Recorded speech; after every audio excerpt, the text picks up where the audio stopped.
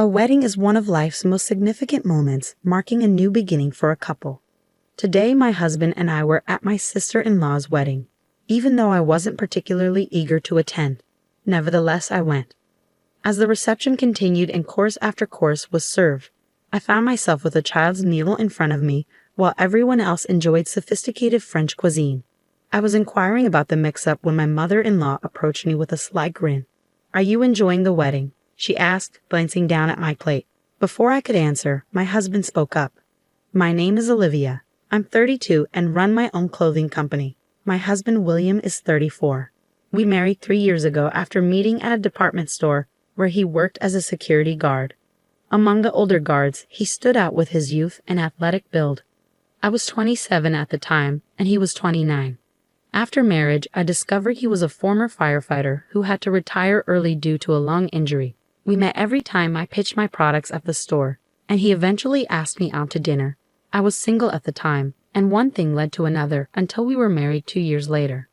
Life with my husband is fulfilling. We rarely argue, though our busy work schedules mean little time together.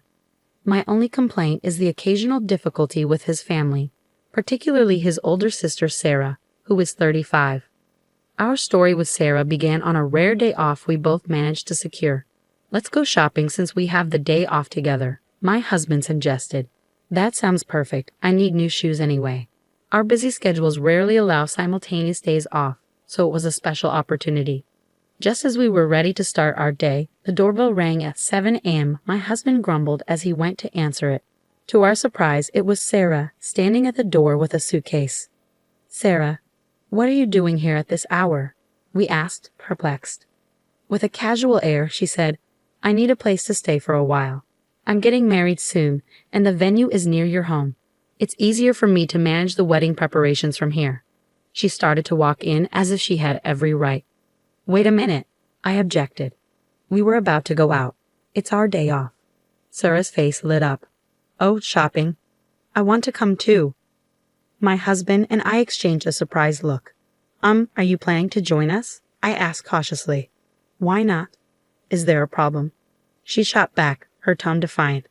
My husband and I were taken aback by her audacity.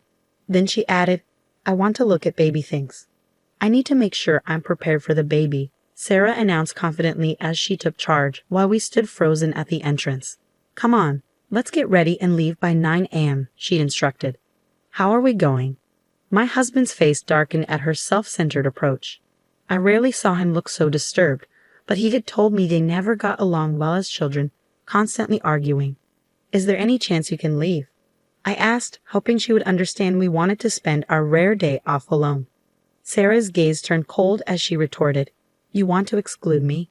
You're from a single mother family, right?" "Yes, but what does that have to do with anything?" I responded. "Figures. I've known some people from single mother families and they lack empathy. They look down on others," she sneered. The irony of her statement struck me as she looked down on me while claiming my background made me judgmental. Her narrow-minded view infuriated me. That's prejudice. I'm not like that. And even William is uncomfortable. I glanced at my husband, who was glaring at his sister. "What's wrong, William? Anything to say to your sister?" She taunted. "Yes, please just go home," he said firmly. "Fine, but don't come crying to me later, especially you, Olivia," she said as she left. "Thanks for the warning," I replied nonchalantly. With Sarah gone, we had breakfast and went to the nearby mall. However, our luck hadn't changed. After shopping, we rested on a bench when we unexpectedly ran into Sarah again. "Look who it is, the same two," she said with a smirk. "Guess we ended up in the same place," my husband muttered. Then we heard a familiar voice calling Sarah's name. It was my mother-in-law. "Sarah, let's check out those luxury bags over there," she said as they approached us. "William and Olivia, you too," she said, noticing us. My husband sighed, sounding worn out. I felt the same way. Dealing with Sarah was challenging enough, but my mother-in-law only made things worse. Her attitude was unpleasant, and she quickly displayed it. "Is that a bag from Infinity Tread Shoes?" she asked, pointing at the bag my husband was holding. "Yes, it is," he replied. Mother and daughter exchanged knowing glances and laughed. "Since when do you wear such cheap shoes?" they teased, gesturing at their matching luxury brand shoes. Choosing the wrong partner brings misfortune, they added with contemptuous looks directed mostly at me. It was clear I was the main target of their disdain. You talking about me? I challenged. I blurted out impulsively, how much do you earn? My sister-in-law smirked and replied, I wondered if we're dodging the question. She then proceeded to hurl insults at me. My husband intervened, saying, enough, Mom. Your constant boasting about wealth is embarrassing and annoying. His anger was palpable. I had never seen him so furious. Despite his authoritative voice, it seemed to have no effect on them. William, you were born into a wealthy family. Are you okay with being with this uneducated poor woman? My mother-in-law sneered. Education doesn't matter much these days, and Olivia is, my husband, prioritizing defending me over his family, cut her off. His support filled me with happiness and strengthened my trust in him. But before he could finish, they interrupted him. That's not true. Dad got his job at a major company because of his education. He's even the vice president now and will soon be president. William, you graduated from a famous university, and yet you're with a woman like this. You've really fallen, my sister-in-law retorted. They treated me as an outsider, steering the conversation their way despite my husband's rebuttal. They showed no remorse, and their nature seemed utterly rotten. How much do you earn, by the way? I attempted to ask. But before I could finish, my sister-in-law cut in, mocking, wait, $120 a month. She laughed and continued, sorry, I should have been more considerate. That must be tough, especially for a dropout. Hey, enough. My husband tried to interject, but my sister-in-law placed a hand on his shoulder and said, well, good luck. My husband was visibly angry, and I felt a surge of hatred inside me. But they seemed oblivious to our feelings, continuing the conversation at their own pace. Oh, you both better attend the wedding. Mom's preparing a grand event. My mother-in-law insisted. Yes, we're sparing no expense for our darling daughter's wedding. You are coming, right, Olivia? The pressure from my mother-in-law felt suffocating, as if I couldn't say no. After all, my husband being family would obviously attend. I suppose it's fine if he's there. I reluctantly agreed to attend, knowing I would never go without my husband's presence. The day of my sister-in-law's wedding arrived, and I finished my accumulated work before finding a new dress with my husband for the occasion. As we arrived at the venue, the opulence was undeniable. The luxurious hotel, expansive ballroom, extravagant decorations, and the enormous wedding cake all spoke of lavishness. You both made it. My mother-in-law greeted us upon arrival. Not that I wanted to be here, my husband remarked, revealing a rare hint of weariness as he faced his mother. This wedding cost $100,000, with 500 guests and a special meal prepared by a top chef. Only we could pull off something like this. Her arrogance was evident as she looked down on everyone around her, though most passers-by offered only polite smiles and nods. Her constant need to flaunt her status appalled me. My husband's words echoed my thoughts. Why did he spend this much on our wedding? Our wedding had been modest, costing $20,000 and attended only by relatives and close friends. But I was content with it. Nevertheless, there was a stark disparity in the way she treated her own son compared to her daughter. What are you saying? Sarah's fiancé, Alex, will soon work directly under Dad, she said dismissively. Once Dad becomes president, Alex will be groomed for a key role in the company. It's only right that we give him a proper welcome. My mother-in-law laughed proudly. As we spoke, my father-in-law joined us. Emily, it's almost time for Sarah and Alex's entrance. Aren't you going to take pictures from the front row? He seemed intent on ending our conversation, and was just as dismissive as my mother-in-law. Olivia, it's been a while. You should consider yourself honored to be invited to such an extravagant wedding. You'll probably never experience anything like this again, he said calmly, though his words dripped with condescension.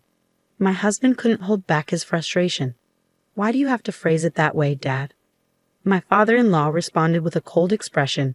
Don't get me wrong. I never approved of your marriage. You remember the conditions I set. My husband glanced at me briefly before turning away, revealing information I had never known. The fact that our marriage had never been approved by his father was new to me. Facing away from me, my husband spoke with a subdued voice. Graduate from a prestigious university, earn over $100,000 a year. That's right, his father interrupted. And Olivia, He shot me a quick glance before focusing back on my husband. Olivia may not have graduated, but she's successful and earning her own living. My husband was cut off by my mother-in-law shouting loudly, "Daniel, look. Sarah has finished changing into her second dress."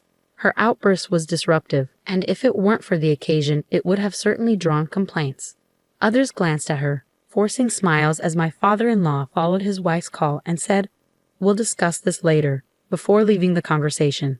My husband muttered, "Olivia is much more remarkable than you think, Dad," as he watched his father walk away. His words comforted me, knowing he was on my side.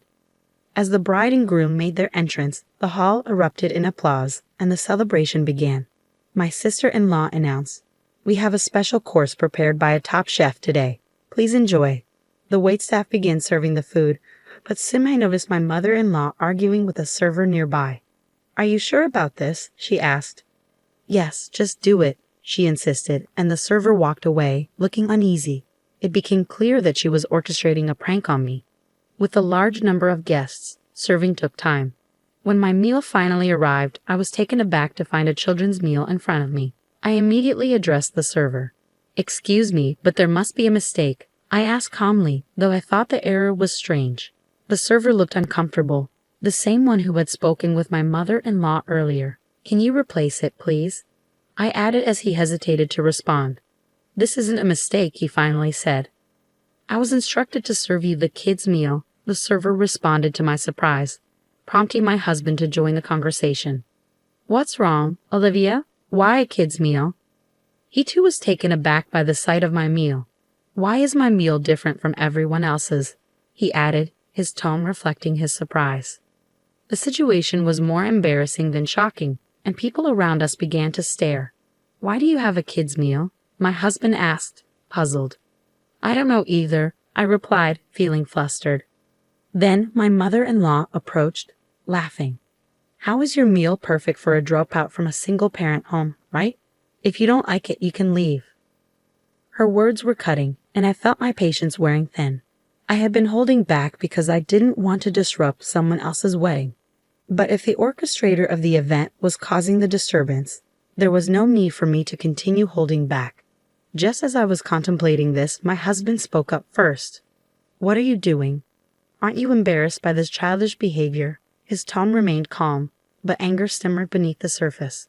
His eyes held no hint of amusement. Instead, they bore a cold expression, as if he were looking down on an inferior creature. "What childishness? What are you talking about?" My mother-in-law feigned ignorance, but my husband didn't let her off the hook. "Exactly. Why serve a kid's menu to an adult? It's obvious Olivia wouldn't order such a thing," he retorted, his frustration evident. My mother-in-law's face flushed with anger. "Marrying a poor woman, and you dare to talk back to us. You've become a mere commoner since you married her, straying from our intended path." She spat, her words dripping with disdain. Though the notion that wealthy people are superior exists everywhere, my mother-in-law seemed to take it to another level. Interrupting their conversation, I spoke coldly to her. "It's true, I did drop out. That's because my parents passed away before I could finish middle school. But now, I'm the president of a company." "President? I bet that's nothing significant," I said, addressing her unwavering momentum. Seeing her relentless attitude, I sighed. I didn't want to stoop to her level, but her behavior was becoming increasingly childish.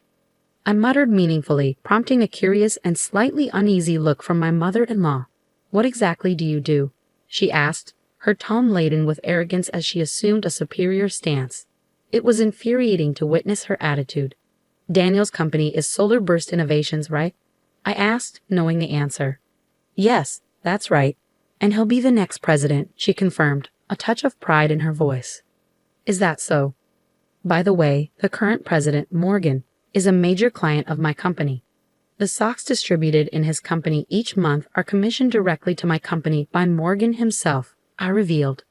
My mother-in-law was momentarily stunned into silence. The socks I referred to were renowned for their comfort, even after extended wear, developed by my company. Originally designed for t-shirts, the technology had expanded to encompass all clothing types. Morgan personally endorsed our socks and provided them to his entire company, solidifying a close professional relationship with him. As a result, while you may boast about your husband becoming the next president, if I inform Morgan about your behavior, that dream may never become a reality. I continued. Her face paled as she grasped the implications, her confidence evaporating. You know him, the president of my husband's company, she stammered. Indeed. Did you know Morgan didn't even finish high school? He fits the profile of the uneducated you so despise. Shall I relay your thoughts on education directly to him? I asked pointedly. Please no. Don't do that, she pleaded, her arrogance completely crumbling as she realized her power was in jeopardy. My father-in-law rushed over, his expression tense. I repeated the same threat to him. Daniel, I'll advise Morgan against making you the president. Please don't do that. If that happens, we'll struggle financially, he begged, his pride forgotten. I remained calm as I confronted both of them, my resolve unshaken. Around us, the crowd began to murmur, sensing the tension at our table. My sister-in-law approached, confused by the scene. What's all this fuss about? I answered bluntly, Sarah, I make over $120K a year. My business is stable. I didn't get a chance to tell you the other day because you interrupted our conversation. Her face twisted in shock, her confidence visibly faltering. After standing up to my in-laws, they seemed to be left hollowed out by my revelations. So everything we've done to you, yes, was nothing but harassment, I cut in, and it threatens Daniel's position. As I declared this, my mother-in-law's demeanor shifted dramatically. She dropped to the floor, clasping her hands in desperation. I'm sorry, please forgive me. I was taken aback by her swift submission but felt no inclination to forgive them. No, I won't. You've judged and insulted people based on appearances. You must face the consequences. We've nearly exhausted our savings on this wedding. If I don't become president and get a higher salary, we'll struggle financially, my father-in-law added, joining his wife on the floor. My sister-in-law looked on with a helpless expression. Dad, you're out of money. Yes, he replied, his voice barely above a whisper. I spent all my resources on this wedding as a gift to the two of you. What about our honeymoon funds and Alex's promotion? Her voice quivered, but she was only concerned about her own deteriorating situation. She hated being knocked down from her pedestal and constantly relied on others instead of trying to find solutions on her own. Wait, you bragged about your wealth and were planning to fund your honeymoon with your parents' money? How embarrassing, I retorted. What did you say? My sister-in-law shot back, but she had no argument. You all claim to be wealthy, yet you rely on others and boast about your status. Real wealthy people and celebrities don't flaunt their wealth, I declared. You're nothing but pretenders. Know your place. My harsh words left them deflated, and my husband murmured his admiration. The wedding could no longer proceed as planned, so we left the event early. Later, I explained the situation to Morgan. So it wouldn't be in your best interest if Daniel became president, right? Exactly, I confirmed. Don't worry, I won't forgive Daniel for insulting you, nor will I promote him. Maybe I should transfer him to an overseas branch instead. Morgan laughed as he spoke. A week later, my father-in-law rushed to us, pleading, please convince Morgan to cancel the overseas transfer. His desperation was evident. Morgan was serious about transferring him to another branch, and when I heard it was Brazil, I almost burst into laughter. In the end, Morgan did not reverse the transfer, and my father-in-law, unwilling to go to Brazil, resigned from the company. Additionally, my sister-in-law's fiancé found himself caught up in the chaos. First, the wedding was a disaster, then the promised position at the company fell through. He had relocated from Italy to America for the wedding, only to be embroiled in this absurd drama. As a result, my sister-in-law's wedding was called off, leaving her in great shock and even requiring hospitalization. My mother-in-law, affected by her husband's downfall and her daughter's mental breakdown, lost all her hair and now appeared aged beyond her years. As my husband observed, the lives of these three people who had freely insulted others lost their luster in an instant, much like a diamond revealed to be nothing more than a lump of carbon. The supposed opulence of my in-laws was merely a facade. Just as life can hinge on a single event that influences the future, this moment profoundly affected them. As for me, I used my savings to prepare for building my dream home with my husband. While my in-laws' lives became increasingly difficult, my business thrived, generating growing profits. Additionally, with the calmness returning to our lives, I discovered I was pregnant. With financial stability and a growing family, we may seem like celebrities to my in-laws now. But I vow to remain humble and live happily with my husband and our future child, never succumbing to arrogance.